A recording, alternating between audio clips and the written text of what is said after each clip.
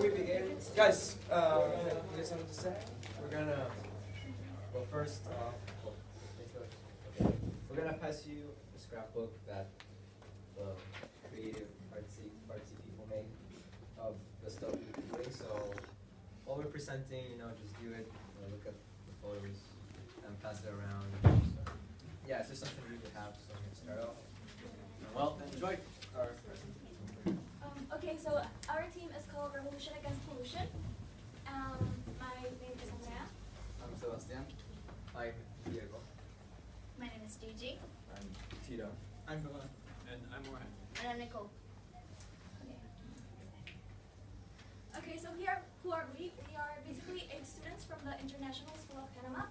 And we've been coming up with innovative ideas and solutions that we can put into action to hopefully help our community, help the people that surround us, and hopefully motivate you guys to help your communities as well. We've been doing various activities with various kids, as mentioned in the video that you saw in the film festival,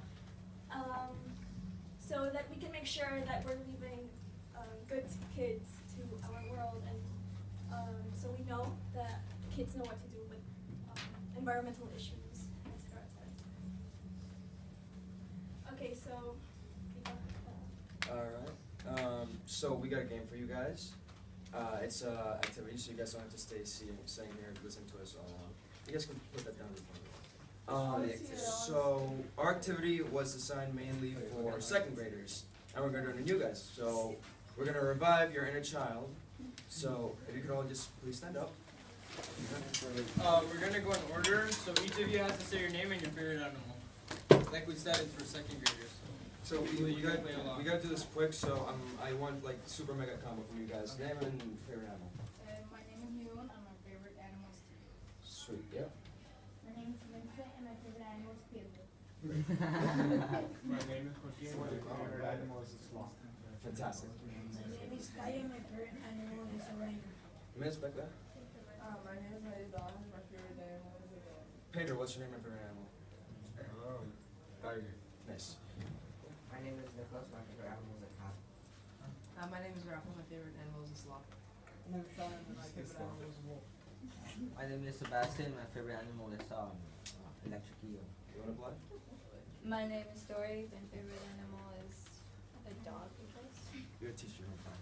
Yeah. My name is Fatima, and my favorite animal is an eagle. Sweet. My name is Matthew, and my favorite animal is a tiger. My name is Martin, my favorite animal is a dog. My name is Felipe. My favorite animal is a rhino. My name is Anastasia, and my favorite animal is a dog. My name is Ewan, and my favorite animal is a bluefoot, I believe. My name is Nachi, and my favorite animal is the eagle. Sweet. Hi, my name is Marion, and my favorite animal is a panda. You have a name? I'm Diego. I like wolves. Sweet, you too. Yeah. My name is Natalia, and my favorite animal is a tiger. Sweet, that's nice work, you guys. Great job. So now we're gonna treat you like second grade. I'm so sorry. Thank you. What's your name and favorite animal?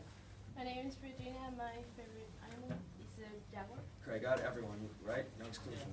Alright, great. So now we're gonna treat you like second graders, so please don't feel offended or anything. You're still high schoolers in real life. So we're gonna have you according to your favorite animals, stand on one of these squares. That's Okay, gonna be fun. so if you have like pets, like dogs, you go here. If you have Habitats. yeah, these are habitats and quotes. If If you have a Each pet, square, you it's have a pet. Don't you mess around? Yeah, what he said. And then if you have like a jungle animal or a forest animal, you go here. Sloths, tigers, Forest or rainforest? Where are you? and then animals like Wolf, wolves, forest, and you the guys, and others. You guys go here. Polar bears, yeah. I'm gonna play with you guys. So my name is Fawn, and my favorite animal is a penguin. So I'm in the same section. Forest, wolf. Go here. What are you? Rhino? Rhino, dude, we got a rhino.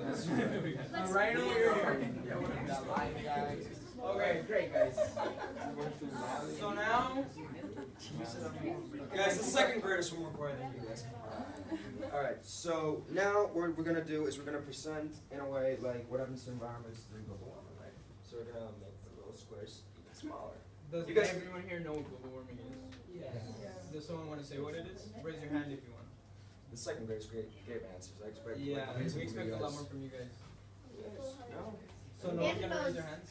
Who knows? Pedro, Pedro, tell me. It's how when gases destroy the ozone layer. That's pretty good. That's pretty good. Anybody else want to add to that? You.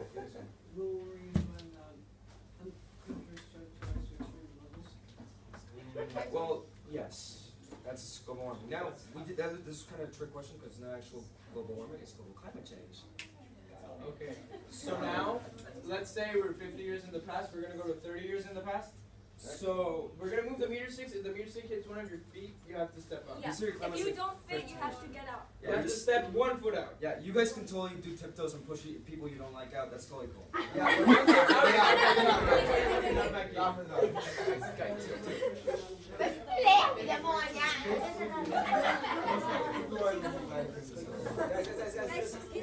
don't push each other. Tito's alive. So if the stick touches you, you have to put one of your feet out. Oh, doesn't No, the 1 foot out. If the stick is touching you, you're like, remember tiptoes count? Okay. Now this side. Oh, wow, you guys are all. Try your best to survive. Try your best to survive. Look at me. Yeah, you guys You're surviving.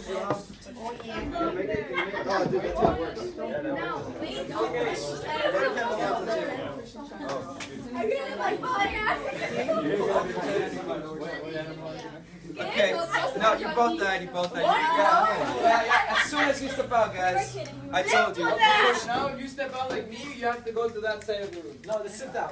Sit down. Stepping out, you have to If you stay back, you have to sit down. Okay, who can guess what happens to those animals that have 1 foot out?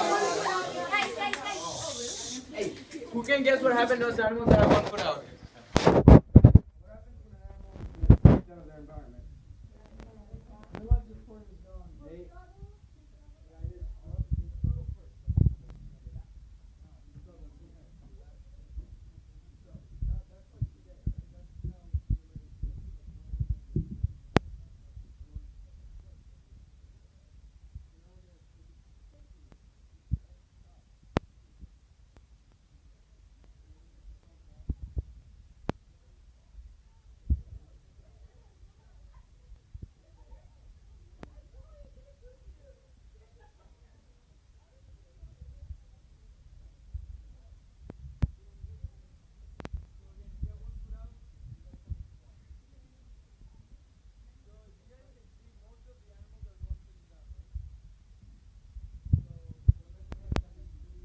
This. How do you guys think it's going to be 30 years after this, right? It's a pretty easy answer. We're all going to die. Well, yeah. If we don't act. If we don't act. All our favorite animals are going to die. That's going to be pretty. Yeah, we're gonna kill the animals before we kill ourselves. And eventually, about 20 years after that, we're probably going to Wipe out of the sleep in with the fishes. So that's pretty much what's going to happen, right? I'm actually really glad you guys liked the activity. We weren't sure you were going to like this because you're high schoolers. So you guys can sit down now, even though you survived. You can do yourself a Pat yourself in the back, scratch behind the ear. round of applause for the guy who survived. I think you're so bad with me out. I just pushed her. Okay, so back to presentation. Where did her?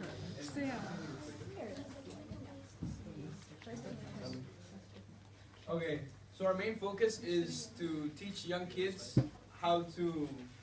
teach young kids about the environment, to educate them about the problems they have today and things that they can do about it. And later on we'll explain ways we show them how to deal with the problems they have and how we made illustrations of the problems at hand with activities. Okay, so recycling in elementary. So we noticed that after some years that our elementary school didn't have a recycling program for paper. So what our group did is we made 18 red boxes, as you can see right there, to be sent in 18 different classrooms. And each classroom had a letter explaining what we were and what we were doing. And every week or every Friday we go and pick up the paper. The first week we noticed that the elementary recycles 3 times as more as the high school in 1 week. So just to add, like Orhan said, we with elementary we do 3 times more than high school.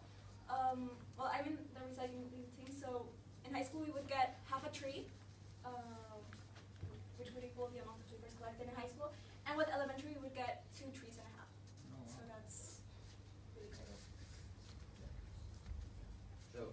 even though the recycling project in elementary was a complete success, we figured that we should not only implement the idea of recycling in the elementary, but also in our high school and middle school sections. And we did this by introducing the recycling bin project. So what we did was simple. We just introduced sets of color-coded trash cans, each color representing a different type of material. And we did this because we wanted to implement the recycling, like we wanted to contribute to our recycling facilities in Panama, and as well as teaching students how to identify each type of material. And we divided the trash cans in 4 colors, red, blue, green, and black. And I'm going to, like the paper we gave you, the yellow one, it mentions strictly what goes in each trash can, and you have to be aware that we divided the materials according to recycling facilities in Panama. So if you wish to implement this idea at your school, you need to consult your recycling rules in whichever country you live in. So red in our school stands for paper, but you cannot include, at least in our school, colored paper, shredded paper, napkins, plastic forks, knives, like silverware, or a cardboard. Green is simple, it's only organic material, so anything that's biodegradable goes in the green. Then the blue, it's only for PVC plastic, meaning bottles. But be careful because you don't include the bottle itself, you include just the plastic part, remove the cap, and rinse it before you dump it in the trash. And the black one was just for any type of material that didn't fit in with the other 2. So all that is coming from the places that collect the recycling. Like Sebastian said, you have to consult the places in your country that recycle to be able to implement this at your school. The reason we can't recycle shredded paper or colored paper, you get back 70% of what you put in. So if you put in 100 pounds, you get back 70 pounds. But with shredded paper, you only get like 20% back. And the problem with mixing shredded paper with regular paper is that it brings down the average of all the paper you put in. So it's better to just leave it out. The same thing with colored paper. We use white paper a lot more than colored paper, like unless you're in elementary, obviously. But that's why you don't want to put colored paper with white paper, because then all the paper is going to come out colored, and that's not very good. And also to motivate and call for the attention of the high schoolers about this project, we did some murals around the school. We did one big mural which had the 4 different trash cans. The black trash can was in the other side of the wall. It's in your brochure, it's the things with the wall. Yeah, it's the picture.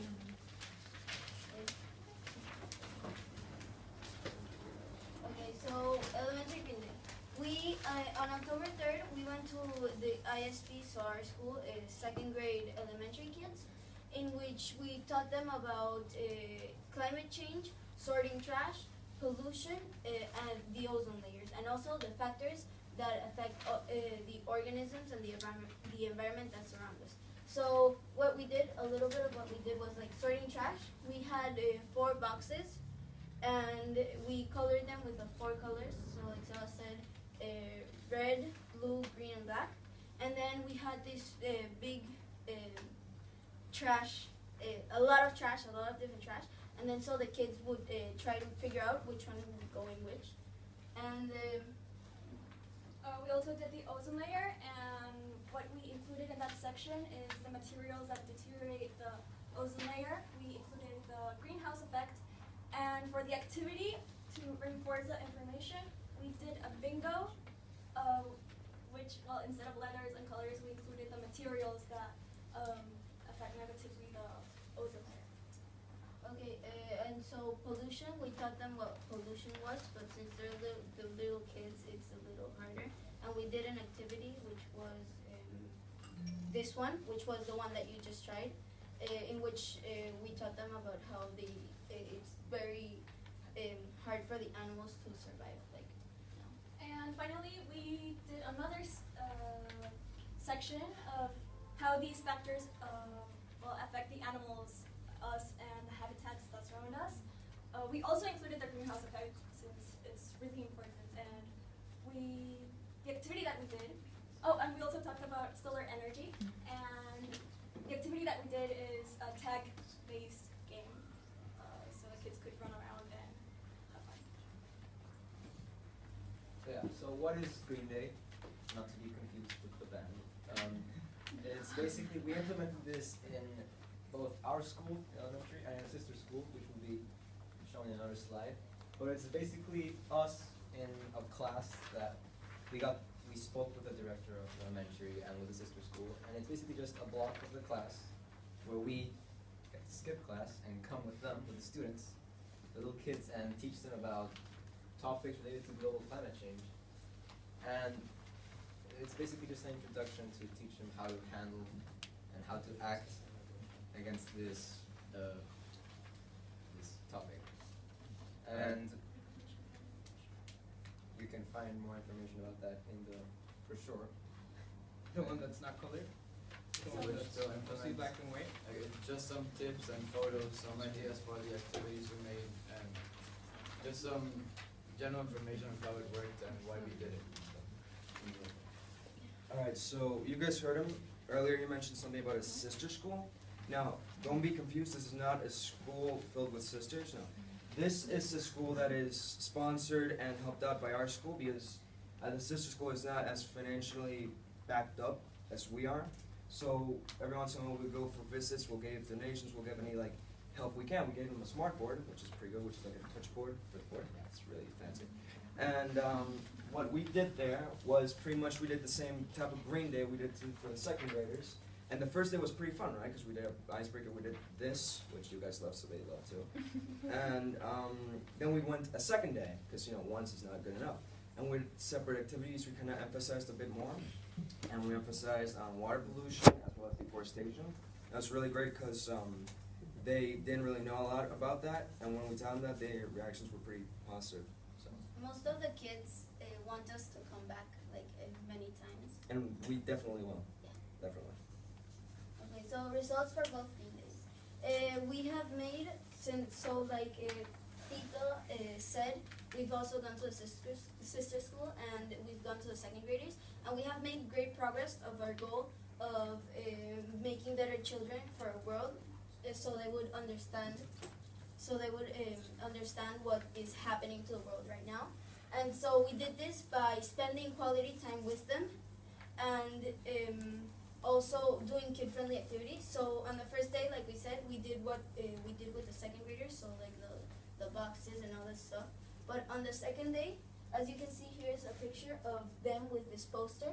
So since we taught them about deforestation, we taught them how it would look like in several years and how it looked before.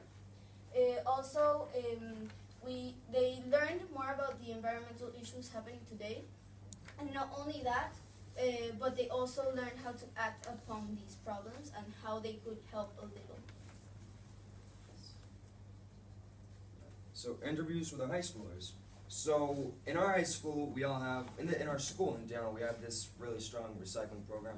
And every year we have this, in elementary and in middle school, I believe, we have this little Green Day where we talk about protecting the environment and stuff. But we wanted to test how much our high schoolers, which have been there forever, the actual recycling. So we made a series of videos interviewing them to see if they knew the actual definition of global warming, or the actual definition of recycling. And a high amount of them got wrong. And we took these videos, and when we showed it to them, well, they were pretty funny because when people don't get something right, it's like too much, right? But it kind of also shocked them because all this time we thought, hey, we know what global warming is, we don't have to deal with it. But once we actually figured out that we didn't exactly know what it was or what caused it or how we could deal with it, it kind of made them listen more. So for future plans, like Tito said, we definitely plan on going again to the sister school so we can interact with the kids and keep teaching them about the environment. And we're also planning to keep going with the elementary kids in our school and keep working on the bins project. And it's not in the PowerPoint, but we're also planning to go to San Blas, which is basically an archipelago, and Fabi will. Okay. So most countries, they do have an indigenous or a native tribe. So in Panama, we have many of them actually. We have 4 main ones, but those 4 main ones split into many, so we have 12. But the biggest one of these Panamanian ones, we call them the Cunayala. And the Cuneyala, they're in an archipelago. If someone doesn't know what an archipelago is, it's a group of islands. It's off the coast. And many of you might not know this, but the countries or the parts of the world that get affected the most by climate change are islands. So since San Blas is off the coast in the Caribbean Sea, which is one of the places that's being extremely affected as well, it's one of the most affected places in the world, no exaggeration. So when we're going to visit them, we want to teach them about, because for them, in Panama, that's the most important place that climate change, it's most important for them to know what climate change is. Because, as many of you know, indigenous tribes, native tribes, at least in Panama, they're really reserved from the rest of the country. So a lot of the schools don't speak Spanish, and the level of education in most of those islands is not as high as in the rest of the country. So it's really important that they at least know this, because it's affecting their house before it affects all of ours. So our goal is to educate those that need it the most. And in this case, it's the younger kids who can grow up to make the world a better place to live in, and, well, the people in San Blas who are going to get affected very soon. And another plan that we have, which we still have to figure out the kinks, but it's a very possible thing, is that right now in Panama, it's turtle laying season. And what that means is that turtles are making babies. In other words, they're laying eggs, which everybody loves. Everybody loves turtles here, right? Yeah, turtles are pretty great. So the problem is, Panama is a really big fishing area. And people that fish usually drink beer and throw out like trash and stuff. And they throw those beers and stuff. And what happens to that beer? It kind of kills the turtles. So we kind of made, and I know this guy, we know this guy, that is related to maritime protection of the environment and species. So it's very possible that we can go out on a boat and help out like turtles by keeping them alive, cleaning out trash, and helping turtles live, which is great. Alright, so now Gigi's going to give a discussion question so we can talk about it while I search for, since we have some time left, one of the videos that we showed our students about the trash cans, which I did, and I really hope that you enjoyed this one. So a question we have to make you think about what we've taught you guys. How does our nature affect the nature that we surround? Yeah. So the things we do every day, the things that we do without thinking, how much of that actually affects the world around us? Don't be shy. Come on, don't be shy. How does our human nature affect our environment, our nature around us? Like deforestation? Okay. Well, like you said, in Panama it's like human nature for the fishermen to start drinking, so it affects the turtles by if they throw it in the sand, right? Really good, yeah. Joaquin? Yeah, since we're responsible for taking care of it and basically protecting it, if we don't do that and we just constantly hurt it, so it's also But like things you do every day. Think about something you do